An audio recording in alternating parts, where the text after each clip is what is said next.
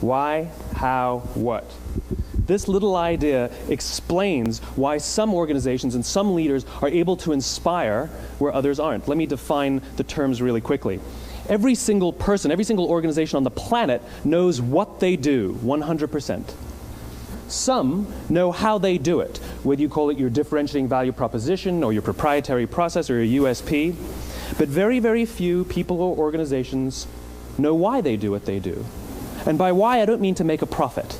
That's a result. It's always a result. By why, I mean what's your purpose? What's your cause? What's your belief? Why does your organization exist? Why do you get out of bed in the morning? And why should anyone care? Well, as a result, the way we think, the way we act, the way we communicate is from the outside in. It's obvious. We go from the clearest thing to the fuzziest thing. But the inspired leaders and the inspired organizations, regardless of their size, regardless of their industry, all think, act, and communicate from the inside out. Let me give you an example. I use Apple because they're easy to understand and everybody gets it.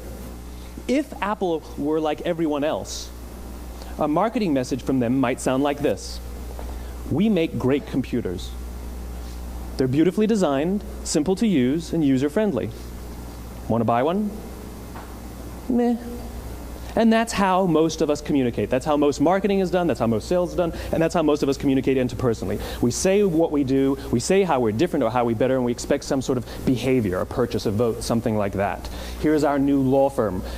We have the best lawyers with the biggest clients. We have, we always perform for our clients, do business with us. Here's our new car. It gets great gas mileage. It has, leather seats. Buy our car. But it's uninspiring. Here's how Apple actually communicates.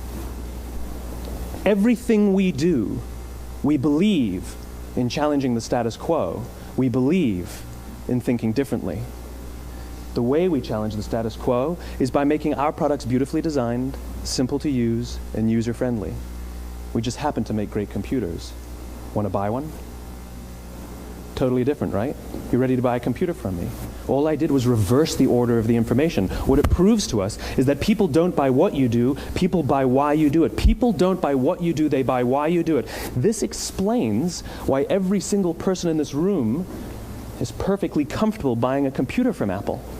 But we're also perfectly comfortable buying an MP3 player from Apple, or a phone from Apple, or a DVR from Apple.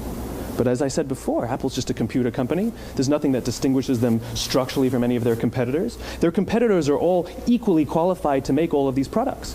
In fact, they tried. A few years ago, Gateway came out with flat-screen TVs. They're eminently qualified to make flat-screen TVs. They've been making flat-screen monitors for years. Nobody bought one. And Dell came out with MP3 players and PDAs. And they make great quality products, and they can make perfectly well-designed products, and nobody bought one.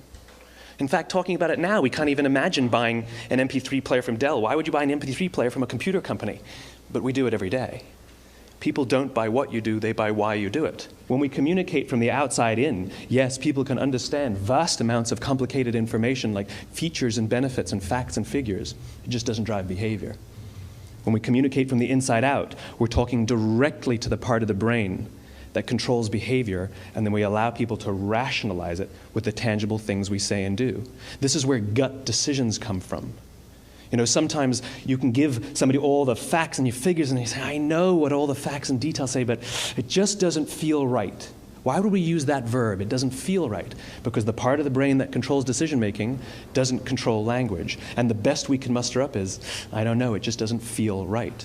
Or sometimes you say you're leading with your heart or you're leading with your soul. Well, I hate to break it to you, those aren't other body parts controlling your behavior. It's all happening here in your limbic brain, the part of the brain that controls decision-making and not language.